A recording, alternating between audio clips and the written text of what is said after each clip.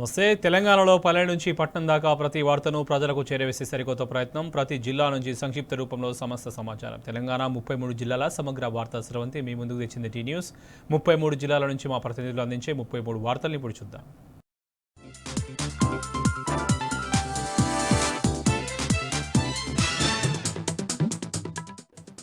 ఇక నల్గొండ జిల్లా వార్తలు చూస్తే ఈరోజు ధాన్యం అమ్ముడుపోక ఎటుపోవాలో అర్థం కాక రైతన్నల అవస్థలు పడుతూనే ఉన్నారు. ఈరోజు కూడా మిర్యాలగూడ వేమనపల్లి మండల కేంద్రాల్లో ధర్నా కార్యక్రమం నిర్వహించారు. తాము పండించినటువంటి పంట కొనే దిక్కులేదు. కొనుగోలు కేంద్రాలకు వెళ్తే రోజుల తరబడి నిరీక్షించాల్సి వస్తుంది. ఇక ప్రైవేటు మిల్లల వద్దకు వెళ్తే తమ దగ్గర కూడా రానివ్వట్లేదంటూ అద్దెంకిటు నరకబుల రహదారిపైన రైతులు ఒక్కసారిగా ఆందోళన కార్యక్రమానికి దిగారు. మిల్లుల వద్ద కేవలం 15-1600 రేటుకే కొంటా ఉన్నారు. సర్వస్వం కూడా దోచుకుంటున్నారు. కష్టపడి ఆరుగాలం పండించినటువంటి పంటను అరివరి రేట్లకు అమ్ముకోవాల్సి వస్తుందని కూడా రైతులు ఆవేదన చెందుతూ ఉన్నారు. ఏ ఒక్క ప్రజాప్రతినిధి పట్టించుకోవట్లేదు, ఏ ఒక్క అధికారి పట్టించుకోవట్లేదు. ఇక్కడ స్పష్టంగా అర్థమవుతోంది, ప్రభుత్వం మిల్లర్లు కుమ్మక్కై దోచుకుంటా ఉన్నారు. కొన్ని కోట్ల రూపాయల లావాదేవీలు ఇక్కడ జరుగుతూ ఉన్నాయి. రైతుల్ని బలి చేస్తూ ఉన్నారు. ఇక్కడ రైతుల కష్టాన్ని తింటా ఉన్నారు. రైతులకు అందాల్సినటువంటి బోనస్ అందించకుండా, మద్దతు ధర అందించకుండా ప్రభుత్వం మిల్లర్లు కుమ్మక్కై ఈరోజు కోట్ల రూపాయల దందా చేస్తూ ఉన్నారు, కుంభకోణం చేస్తున్నారని కూడా రైతులు ఒక్కసారిగా ఆగ్రహవేశాలు వ్యక్తం చేస్తూ ఉన్నారు. ఇప్పటికైనా తెలంగాణ ప్రభుత్వం బుద్ధి తెచ్చుకొని రైతుల ధాన్యాన్ని ఎప్పటికప్పుడు కొనేలాగా, వారికి మద్దతు ధర కల్పించేలాగా చర్యలు తీసుకోవాలని కూడా వేములపల్లి, మిర్యాలగూడ సంబంధించిన రైతులు డిమాండ్ చేస్తూ ఉన్నారు. మరొక విషయానికి వస్తే నల్గొండ జిల్లా నకరికల్లోని శివాలయంలో ప్రమాదవశాత్తు అగ్ని ప్రమాదం చోటు చేసుకుంది. రేపు కార్తీక పౌర్ణమి సందర్భంగా శివాలయాన్ని శుభ్రం చేసే క్రమంలో దీక్షితులు అనేటువంటి ఒక అయ్యగారికి అక్కడ ఉన్నటువంటి దీపం మంట అంటుకొని ఒక్కసారిగా ప్రమాదం జరిగింది. దీంతో అతని పంచకు, అతని బట్టలు కూడా ఒక్కసారిగా అగ్ని అంటుకోవడంతో అతను బయటికి పరుగులు తీశారు. అయితే ఈ ఘటన పట్ల పోలీసులు విచారణ చేస్తూ ఉన్నారు. ఎలాంటి అపోహలు కూడా చోటు చేసుకోవాల్సిన అవసరం లేదు. రేపు కార్తీక పౌర్ణమి సందర్భంగా అక్కడ ఫినాయిల్తో శుభ్రం చేస్తుండగా ఒక్కసారిగా దీపపు మంట కింద పడి మంట ఒక్కసారిగా చెలరేగింది. దీంతో ఆయన బట్టలకు కూడా మంటలు అంటుకున్నాయి. వెంటనే ప్రభుత్వ ఆసుపత్రి నుంచి వైద్యం అందిస్తున్నామని కూడా నకరికల్ పోలీసులు వివరణ ఇచ్చారు. ఇక మరొక విషయానికి వస్తే నల్గొండ జిల్లా నకరికల్ మాజీ ఎమ్మెల్యే చిన్మతి లింగయ్య ఫోన్ ట్యాపింగ్ కేసులో నోటీసులు అందుకున్నారు. ఈరోజు విచారణ కూడా హాజరు కావడం జరిగింది. ఈ సందర్భంగా ఆయన కాంగ్రెస్ పార్టీ ప్రభుత్వంపైన ఆరోపణ చేశారు. కావాలనే ఒక దళిత మాజీ ఎమ్మెల్యే పైన కుట్ర చేస్తూ ఉన్నారు. దళిత మాజీ ఎమ్మెల్యేల పైన కన్నేశారు. దళిత మాజీ ఎమ్మెల్యేని కావాలని కూడా కుట్రలు చేస్తూ ఉన్నారు. కావాలని కూడా కేసులు ఇరికిస్తున్నారు. రేవంత్ రెడ్డి డైవర్షన్ పాలిటిక్స్ చేస్తున్నారని కూడా ఆయన ఈ సందర్భంగా ఫైర్ కావడం జరిగింది. ఎన్ని కేసులు పెట్టినా, ఎంత వేధించినా కూడా ప్రభుత్వాన్ని ప్రశ్నిస్తూనే ఉంటాం, ప్రభుత్వం పైన పోరాటం చేస్తూనే ఉంటామని కూడా ఆయన సందర్భంగా తెలపడం జరిగింది. రాష్ట్రంలో ఎన్నో సమస్యలు ఉన్నాయి. ప్రధానంగా రైతాంగం సమస్య ఎదుర్కొంటూ ఉంది. పండించినటువంటి పంట అమ్ముడు పోక రైతులందరూ కూడా రోడ్డెక్కుతూ ఉన్నారు. ఇవన్నిటిని పక్కన పెట్టి కేసుల పేరుతో, అక్రమ కేసుల పేరుతో సీఎం రేవంత్ రెడ్డి ప్రభుత్వం డైవర్షన్ పాలిటిక్స్ చేస్తుందని కూడా ఆయన మండిపడ్డారు. తనకు ఎలాంటి ఫోన్ ట్యాపింగ్ చేయాల్సినటువంటి అవసరం లేదు, అవన్నీ కూడా పోలీసులు చూసుకుంటారు. కావాలని ఒక దళిత మాజీ నాయకుడి పైన, దళిత మాజీ ఎమ్మెల్యే పైన ఈ ప్రభుత్వం కక్ష కట్టింది, వేధింపులకు గురి చేస్తూ ఉంది. ఇవన్నీ కూడా న్యాయపరంగా ఎదుర్కొంటాం. ఖచ్చితంగా రాబోయే రోజుల్లో కాంగ్రెస్ పార్టీకి బుద్ధి చెప్తామని కూడా తిరుమల లింగయ్య సందర్భంగా స్పష్టం చేశారు.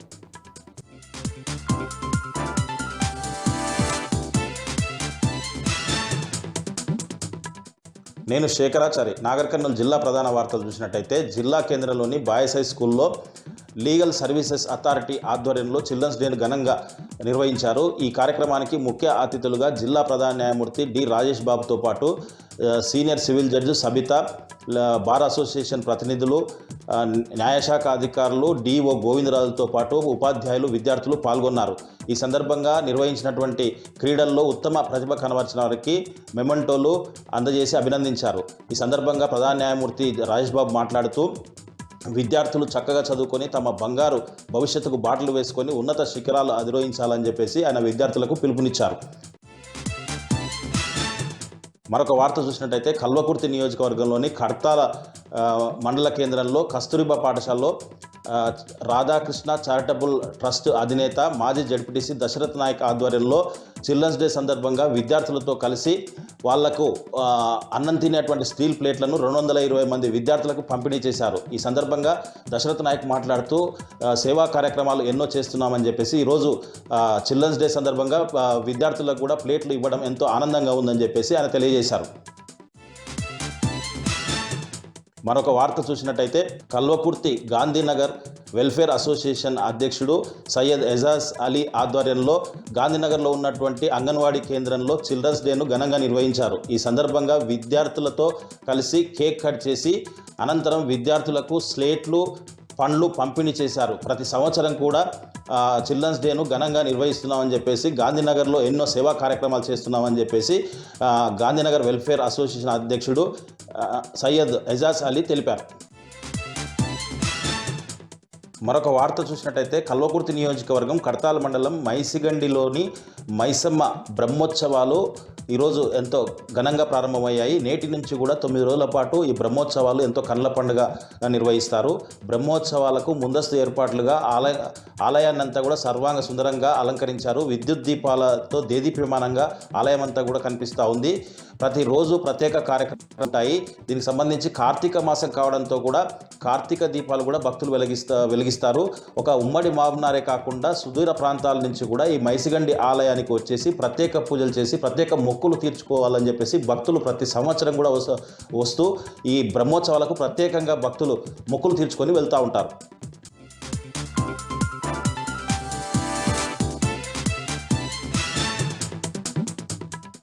పత్తి రైతులను ఆదుకోవాలని కోరుతూ అఖిలపక్షం ఆధ్వర్యంలో బీఆర్ఎస్ పార్టీ జిల్లా అధ్యక్షుడు మాజీ మంత్రి జోగు రామన్న జిల్లా కలెక్టర్ రాజశీసాను కలిసి విజ్ఞప్తి చేశారు.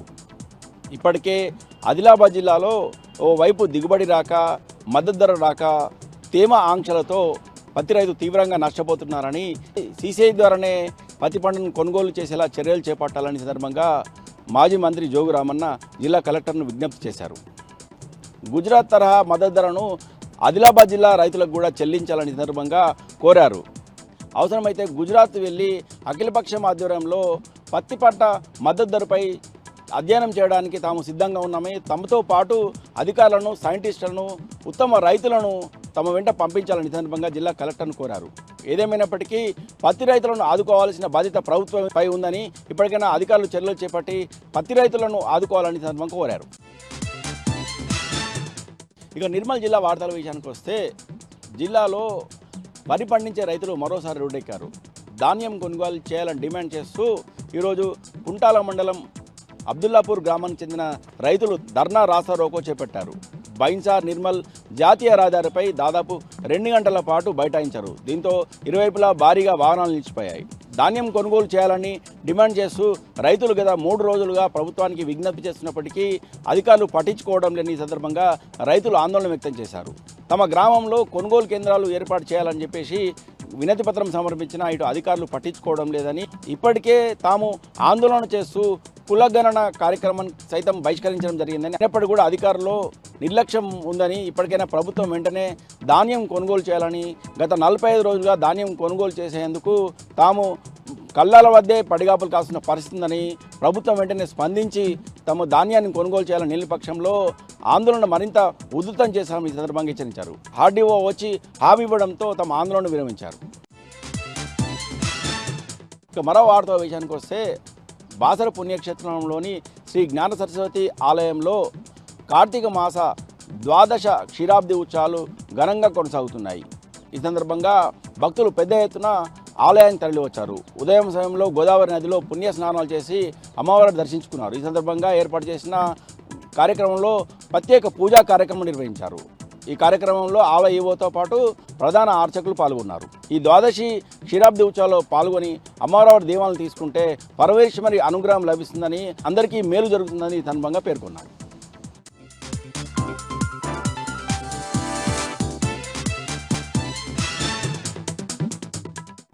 నేను రవికాంత్, ఉమ్మడి వరంగల్ జిల్లా ప్రధాన వార్తలను పరిశీలించినట్టయితే, Maoist party special zonal committee సభ్యురాలు కోడి మంజుల అలియాస్ నిర్మల వరంగల్ పోలీస్ కమిషనరేట్లో సిపి అంబర్ కిషోర్ జా ఎదుట లొంగిపోయారు.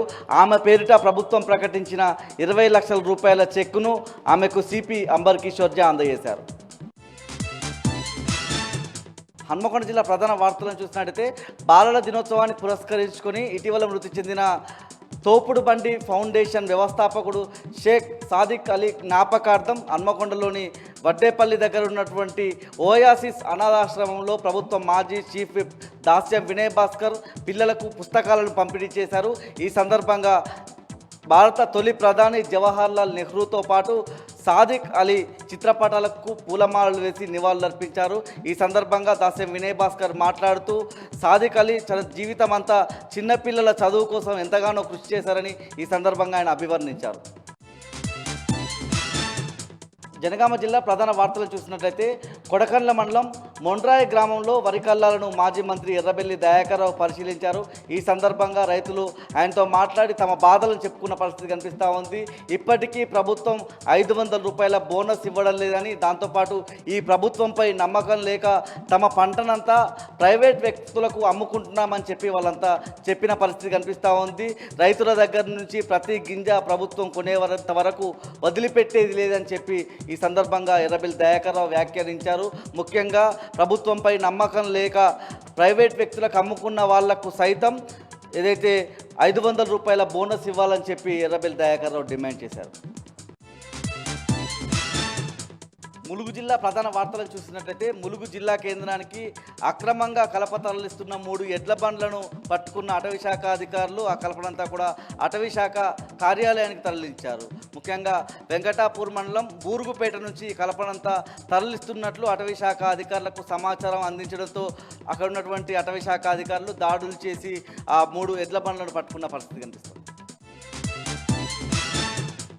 ములుగు జిల్లా నుంచి మరో వార్త చూసినట్టయితే బండార్పల్లిలోని ప్రభుత్వ రెసిడెన్షియల్ కళాశాలలో ఇంటర్ సెకండ్ ఇయర్ చదువుతున్న ఓ విద్యార్థి పురుగుల మందు తాగి ఆత్మహత్య యత్నానికి ప్రయత్నించిన పరిస్థితి కనిపిస్తూ ఉంది. ముఖ్యంగా ఆ విద్యార్థి ఆత్మహత్య యత్నానికి ప్రిన్సిపల్ వేధింపులే కారణమని తెలుస్తూ ఉంది. విద్యార్థి ఆరోగ్య పరిస్థితి విషమంగా ఉండడంతో అతన్ని ములుగు ఏరియా ఆసుపత్రికి తరలించి చికిత్స అందిస్తున్నారు.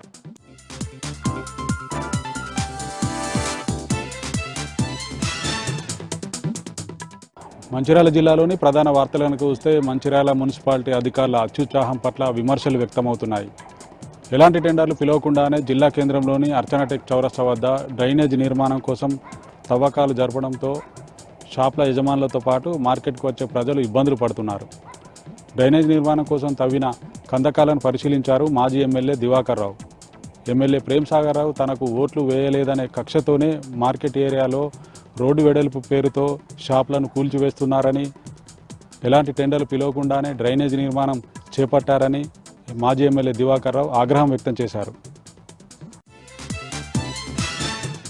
మంచిర్యాల జిల్లాలోని మిగతా వార్తలకు వస్తే బెల్లంపల్లి పట్టణంలోని సింగరేణి ఏరియా ఆసుపత్రిలో అగ్ని ప్రమాదం చోటు చేసుకుంది. వైద్యులుండే ప్రత్యేక గదిలో విద్యుత్ షాక్ సర్క్యూట్తో మంటలు చెలరేగి ఫర్నిచర్ దగ్ధమైంది. సకాలంలో ఫైర్ సిబ్బంది వచ్చి మంటలను ఆర్పివేశారు. విద్యుత్ షాక్ సర్క్యూట్ జరిగినప్పుడు గదిలో ఎవరూ లేకపోవడంతో ప్రాణాపాయం తప్పింది. కొమరంభీం ఆసిఫాబాద్ జిల్లా ప్రధాన వార్త కనుక చూసినట్లయితే కాగజ్నగర్ పట్టణంలో బాలల దినోత్సవాన్ని ఘనంగా జరుపుకున్నారు. పలు ప్రైవేట్ పాఠశాలకు చెందిన విద్యార్థులు పట్టణంలోని పలు కాలనీల్లో ర్యాలీ నిర్వహించి రాజీవ్ గాంధీ చౌరస్తా వద్ద మానవహారం నిర్వహించారు. ఈ కార్యక్రమంలో పలు ప్రైవేట్ పాఠశాలకు చెందిన ఉపాధ్యాయులు, సిబ్బంది పాల్గొన్నారు. కొమరంభీం ఆసిఫాబాద్ జిల్లా మరొక ప్రధాన వార్త కనుక చూసినట్లయితే గత నెల 30న వాంకిడి ప్రభుత్వ గిరిజన బాలికల ఆశ్రమ పాఠశాలలో ఫుడ్ పాయిజన్ ఘటనకు సంబంధించి విద్యార్థి సంఘాలు, ఆదివాసీ సంఘాల ఆందోళనతో అధికారులు దిగివచ్చారు. విధుల పట్ల నిర్లక్ష్యం వహించిన ఆశ్రమ పాఠశాల హెడ్ మాస్టర్ శ్రీనివాస్ను సస్పెండ్ చేశారు అధికారులు. ఈ ఫుడ్ పాయిజన్ ఘటనలో ఇప్పటికే ఏఎన్ఎం స్రవంతి, కుక్ హరికిషన్తో పాటు మరో 2 గురుకుల సిబ్బందిని బదిలీ చేశారు అధికారులు.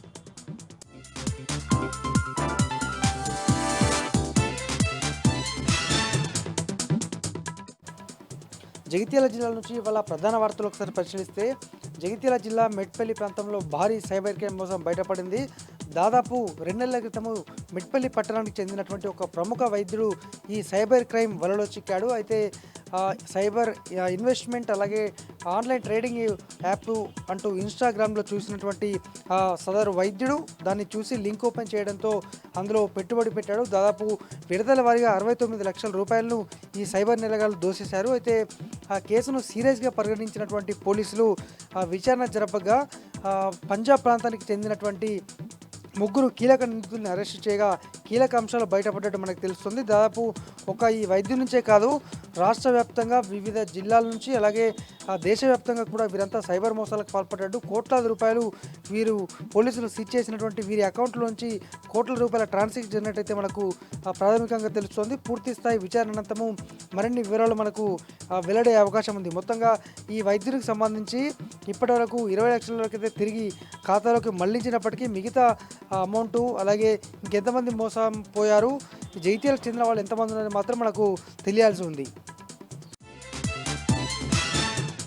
ఇంకా జగిత్యాల జిల్లా కేంద్రంలో జగిత్యాల నడిబొడ్డున రోజు హోటళ్ళ నిర్వాహకులు రోజుకొకటి బయటపడుతున్నాయి. ఇప్పటికే ఒక హోటల్లో ఇడ్లీలో జెర్రీ వచ్చింది, మరొక హోటల్లో ఇడ్లీలో ఇటు బొద్దింక రావడం జరిగింది, మరొక హోటల్లో ఫంగస్ చపాతీలో రావడం జరిగింది. తాజాగా మరొక హోటల్లో కూడా కీలక భోజనం చేస్తున్నటువంటి సమయంలో ఒక ఇనుప చువ్వ, అలాగే ఒక స్క్రబ్బర్గా భావించవచ్చు దాన్ని, అలాగే ఇనుప చువ్వగా ఆయన అయితే చెప్తున్నాడు, అది బయటపడింది. అయితే ఆ హోటల్ నిర్వాహకుడిని నిలదీసినటువంటి సందర్భంలో ఆ కస్టమర్కు ఆయన ఓనర్ చెప్తూ ఇలాంటి కామన్ చూసినట్టు వదిలేయాలంటూ నిర్లక్ష్యంగా సమాధానం ఇవ్వడంతో ఆయన మీడియాను ఆశ్రయించాడు. మరి ఫుడ్ సేఫ్టీ అధికారులు ఏం చేస్తున్నారు అనేటువంటి సమస్యలు అయితే ప్రశ్నలు అయితే ప్రస్తుతము ప్రజల నుంచి కస్టమర్ల నుంచి అయితే మనకు వెల్లువెత్తుతున్నాయి.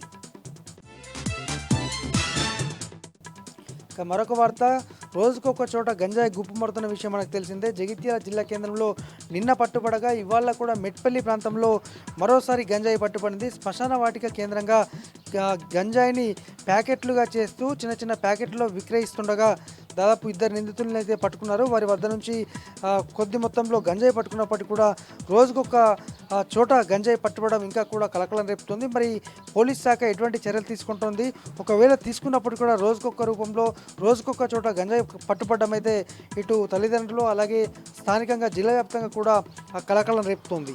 ఇవి జగిత్యాల జిల్లా వ్యాప్తంగా ఉన్నటువంటి ప్రధాన వార్తలు.